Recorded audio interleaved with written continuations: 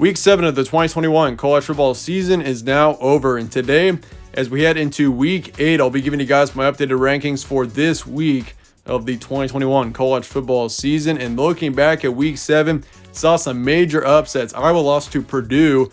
Who would have seen that coming? The Hawkeyes lost to Purdue 24-7 on Saturday afternoon, and Purdue controlled that game from the start, and things are certainly starting to heat up as we head into the later parts of October. So that being said, let's go ahead and get started with our updated rankings here today with 1 through 7. Georgia, no surprise here, comes in at number 1 after beating Kentucky 30-13. And the Bulldogs, there's a major gap between number 1 and the rest of the nation right now, without a doubt. I mean, Georgia's ran over every single opponent that they've played. Some really good teams too, by the way. I mean, Kentucky, that is a talented football team, and Georgia controlled them 30-13. They are 7-0. Oklahoma comes in at number 2. And they actually jumped Cincinnati. I mean, I considered putting Cincinnati at number 2, but I mean, seeing Caleb Williams at quarterback for Oklahoma, I mean, he brings a whole new life to that team, it seems like right now. And I mean, the way Oklahoma controlled TCU last night, 52-31. I mean, this is a very good football team here with Oklahoma. And honestly, Spencer Rattler, looking back, I mean, I think it's a good thing that Caleb Williams is the starting quarterback now. I mean, the way that he played yesterday and the way that he brought back Oklahoma into that Texas game a couple of weeks ago, I mean, you can tell these players want Caleb Williams to be their starting quarterback. So overall, though, huge win against TCU. I mean, allowing 31 points to TCU probably isn't the best thing in the world, but I mean, Horned Frogs are a good football team offensively, so you got to take that into consideration. But Sooners are 7-0. They are undefeated with 7 wins. Cincinnati beat UCF 56-21. Solid win there for the Bearcats, and quite honestly, once again, it was tough because I considered putting Cincinnati at number 2, but I just think Oklahoma with Caleb Williams, that's a football team that I could see in the playoff without a doubt. I mean, Spencer Rattler, I mean, with him, that team didn't look quite like a college football playoff team, I'll be honest. I mean, they were playing it close to West Virginia and Nebraska and all sorts of teams. And I mean, though they blew out TCU the last night, so you got to take that into consideration. And I think Cincinnati is a very good football team, but they're definitely worthy of being top 3 right now. Michigan's my number 4. I've got them in the top 4 instead of, I believe, Alabama's number 4 in the AP poll. Michigan, though, they're 6-0. I just think I'm putting Michigan at just one spot ahead of Ohio State just because Michigan is still undefeated. Of course, you could say Michigan State is also undefeated in the Big Ten, but I'm more convinced by Michigan right now than Michigan State just because I've seen the talent on that Michigan football team. And quite honestly, I mean, the results are, I mean, they've been impressive so far this season. Ohio State, I would say, is playing slightly better football right now. I mean, they've blown out Maryland and Rutgers the past couple of weeks and in their past couple of games. So Ohio State, they're playing excellent right now, and I wouldn't be surprised a single bit to see the Buckeyes go on to win the Big Ten. Like a couple of weeks ago when I started seeing them, I mean, they're starting to come around. Ohio State is looking like a football team that we saw last year, and that high-powered offense is starting to come to play. I mean, C.J. Stroud is improving rapidly, and Ohio State, I mean, that's a football team that's going to be tough to beat down the stretch. Big Ten East is fun to watch right now. I mean, you got 4 of the Big Ten East teams in the top 10, Michigan, Ohio State, Michigan State, and Penn State. I mean, either one of those 4 teams could easily win that division without a doubt. I mean, Michigan is the highest ranked team right now for me, but once again, I could easily see either one of those teams winning that division. Alabama's my number 6. I just don't think they're worthy of being top 4 yet. After their loss to Texas A&M a couple of weeks ago, I mean, they controlled Mississippi State 49-9, solid win there, and they are 5-0. So I do think Alabama, I mean, I'm moving them up after that win. I mean, it's a solid win against the Bulldogs, a good football team there, but I just don't think Alabama is quite yet a top 4 team. I mean, we're going to see some, like Michigan or Ohio State's going to drop at some point. So if Alabama keeps winning, they should be very close to that top 4. But at this point, I think for Alabama, the only way that they get into the college football playoff here is if they beat Georgia and win out, by the way. They got to win out in the regular season, can't take another loss, and you got to beat Georgia in the SEC championship game. That should put you in the top 4 without a doubt. So we have seen a 2-loss Alabama team in the college football playoff before, but I don't think that happened again this season if they were to take another loss at some point. I mean, if you take another loss in the regular season, for example, you're out for good. There's no chance of you getting to the college football playoff.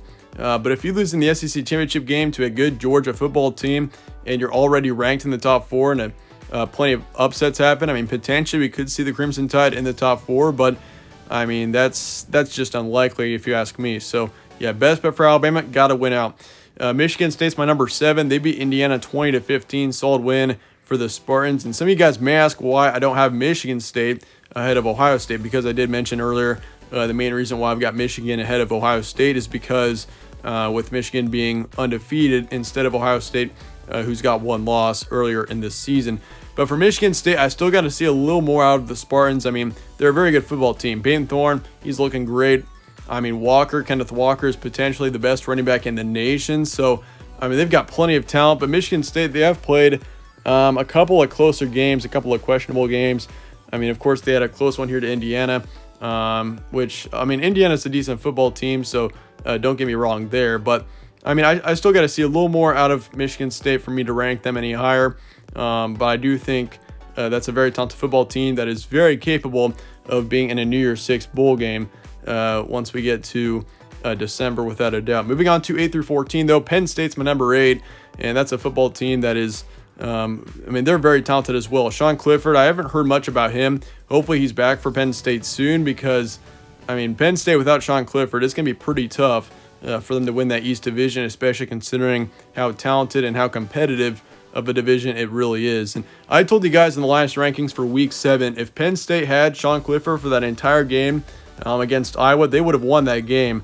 And looking at how Iowa performed in Week 7, I think that was a very valid statement. I mean, yeah, Iowa getting completely destroyed by Purdue, that says a lot. So for Penn State here, I mean, this is a very talented football team, and I think they're very capable of still having a great rest of the season, but that's going to heavily depend on the health of Sean Clifford. He's a very talented quarterback, playing as well as he ever has for Penn State, so it'll be interesting to see what happens there. But yeah, lots of Big Ten East teams had the bye week this week. Penn State was off, Michigan and Ohio State were off as well, so Michigan State was the one team that was playing in Week 7. Oklahoma State is my number 9. They beat Texas on the road 32-24. Solid win there for the Cowboys. They looked very good there. And they're moving up 3. They're still undefeated. They're a big dark horse right now. I mean, in the Big 12, you got Oklahoma and Oklahoma State, 2 very talented football teams. That's probably what's going to be your Big 12 championship game right there. Ole Miss is number 10. They beat Tennessee 31-26. Not sure if you guys saw the finish of that game, but it was one of the craziest finishes I can remember. I mean, Tennessee was throwing stuff onto the field. Game got delayed. And Ole Miss, good for them to pull it out, because that would have been, I mean, all hell would have been unleashed if Tennessee were to come back after all that happened and win that football game, which they almost did, by the way. There was a receiver that almost caught a pass for a touchdown with like 10 seconds to go in the end zone. So Ole Miss, they were, I mean, they had a scare there, but they got the win in the end, and they are 5-1. Oregon beat Cal on Friday night 24-17. That was a close one as well. I mean, Oregon got away with a big win there. That was a close one, and Cal is not a very good football team. So certainly for Oregon, that's something to consider, but they're staying at number 11 after that game last week. Notre Dame had a bye week, but they're moving up 2 positions due to upsets, and they're 5-1. Kentucky lost to Georgia 13-30. I mean, they kept it close for a little while at first, but Georgia completely, I mean, the second half, it was all Georgia, so they got the win 30-13. And Kentucky, at least they kept it close for a little while, because, I mean, that's something that Arkansas could not do. And Kentucky, still a lot of faith in that football team. I think they're very capable of making it to a good bowl game at the end of the season here. Iowa, of course, lost to Purdue, as you know, 7-24. Just a terrible loss for Iowa. I mean, I was telling you guys after last week, I mean, looking at Iowa, I mean, Penn State was their last main challenge on the regular season schedule, and they still can make it into the college football playoff, but the chances are pretty unlikely especially after a loss like that. I mean, if you want to get into the college football playoff, you got to win out and win the Big Ten championship. I mean, no doubt. I mean, if you take any more losses before New Year's Eve, you're not going to be in the playoff. But for Iowa here, I mean, that is just an embarrassing loss. I mean, being the number 2 team in the nation, got to handle it better than that. I mean, looking at the rest of Iowa's schedule, I mean, this is a football team that wasn't even going to play another ranked team for the rest of the season. I mean, they got Purdue, Wisconsin, Northwestern, Minnesota, Illinois, and Nebraska. So the path to the college football playoff was clear for Iowa, which makes it all the more worse for them that they lost to Purdue by 17 on Saturday. So I'm moving them down 12. I mean, if you can't win football games like that at home, you don't deserve to be in the top 10. 15 through 21, Texas A&M beat Missouri 35-14. Solid win for the Aggies. They're looking very good right now, and they're climbing up one by one. They're back up to 15. They're in the top 15 again for me, and they're 5-2. Solid win there. They beat Alabama the week before as well. I mean, Aggies are looking pretty good right now. NC State, they beat Boston College, which, by the way, Boston College, that's a good football team.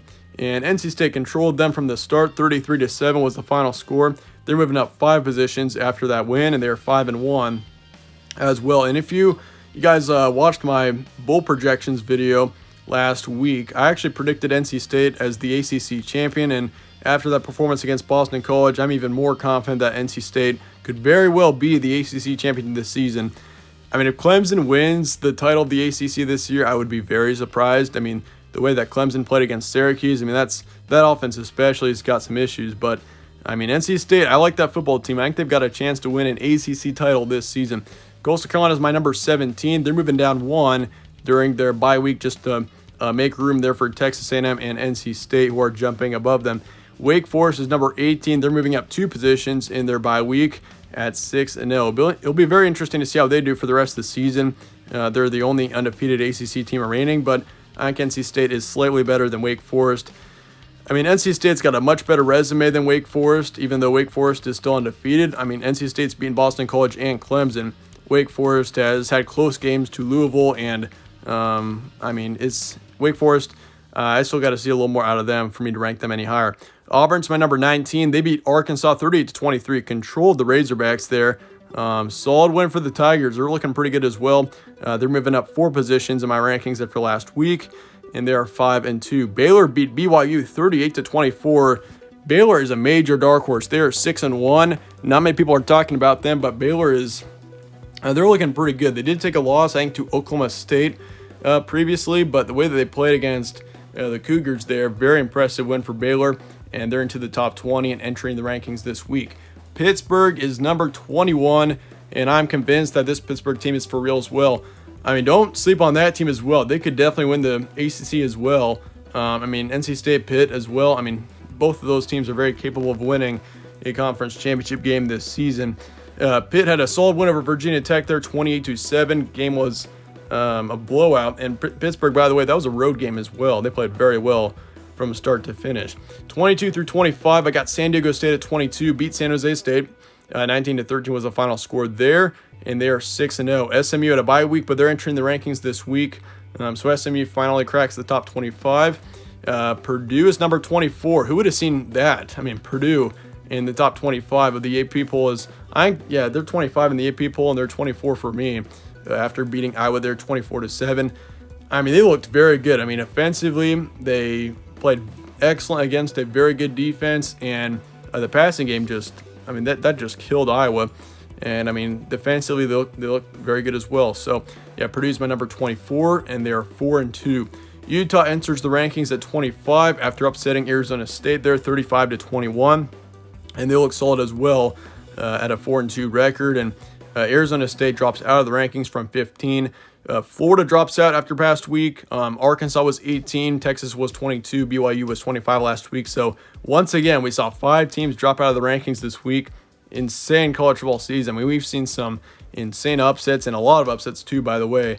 But the first 5 out, UTSA is 26. I consider putting UTSA in because they're 7-0, but their strength of schedule is just not very good. 27 is Clemson. 28 is Arkansas. 29 is Arizona State, and 30 is Florida.